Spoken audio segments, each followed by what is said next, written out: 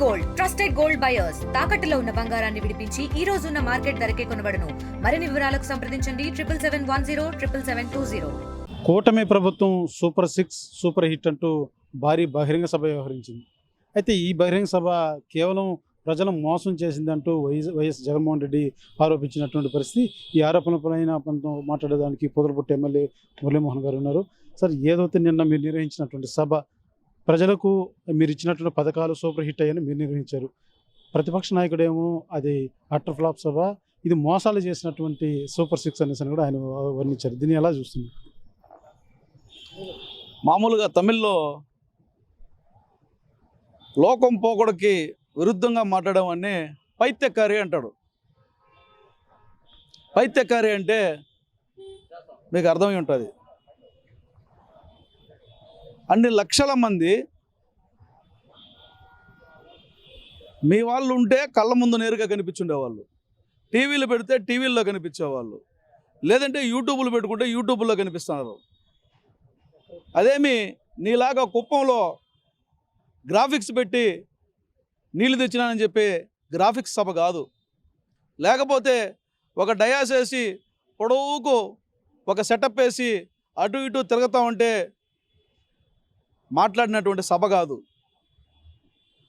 కొన్ని లక్షల మంది సాక్షిగా అనంతపురం వేదికగా జరిగినటువంటి సూపర్ 6 సూపర్ హిట్ కార్యక్రమం.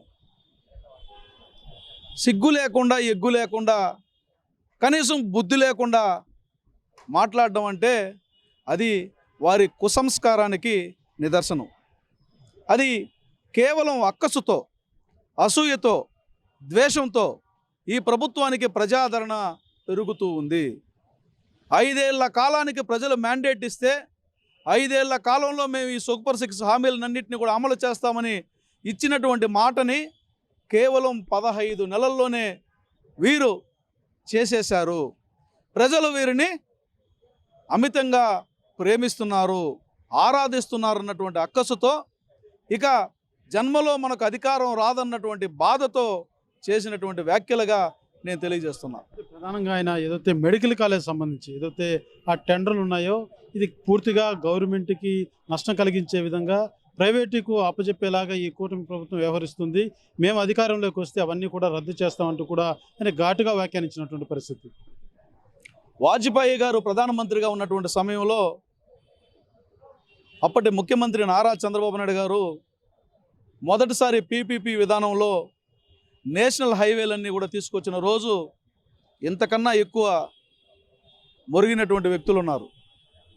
ఈరోజు ఆ హైవేలను చూస్తే, ఆ హైవేలలో నడుస్తుంటే తెలుస్తుంది దాని విలువ.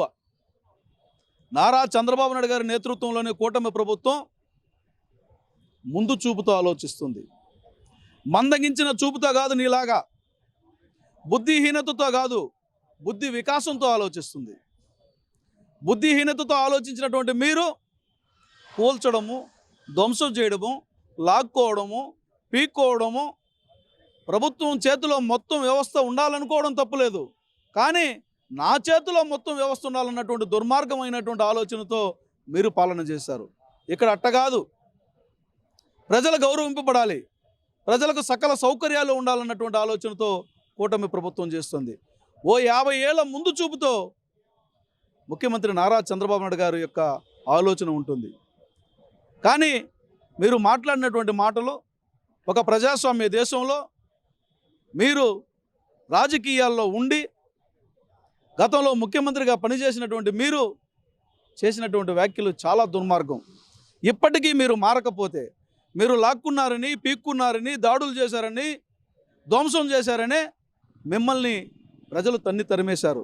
మళ్ళీ మేమొస్తే లాక్కుంటాం, మేమొస్తే టెండర్లు రద్దు చేస్తాం, మేమొస్తే మీరు కట్టేసినా కూడా కూల్చేస్తాం. మీరు వచ్చి చేసిన పనికే కదా ఇంటికి పంపించారు, మళ్ళీ మేము అదే చేస్తామంటే మిమ్మల్ని ఎందుకు రాణిస్తారు? కనంలో కుంటోడు నేను లేస్తే మంచోడు కాదన్నట్టుగా ఉంది నీ ప్రవర్తన, నీ తీరు, నీ అసహనం. కాబట్టి ఒకటే సింపుల్ డైలాగ్, మిర్చి సినిమాలో లాస్ట్ డైలాగ్, నువ్వు మారవా? మారు.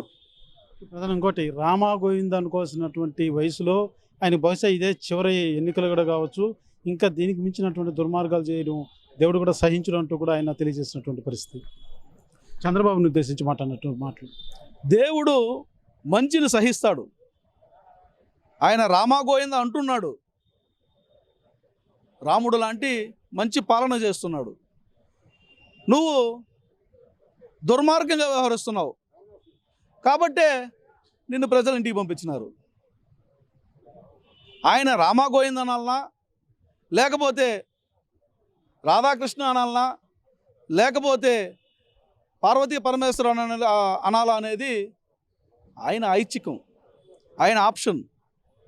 నువ్వు ప్రజలకు ఏం పాలన కావాలని నువ్వు అడగాలి. నువ్వు అయ్యా నేపాల్లో 217 మంది చిక్కుకున్నారు, ఈ రాష్ట్ర పౌరుడుగా నా గుండె తరుక్కుపోతోంది, వాళ్ళని తెస్తావా, నన్ను పోయి తెమ్మంటావా అంటే కనీసం ఆ కుటుంబాలైనా నీ ముఖం చూసి జాలిపడేవి.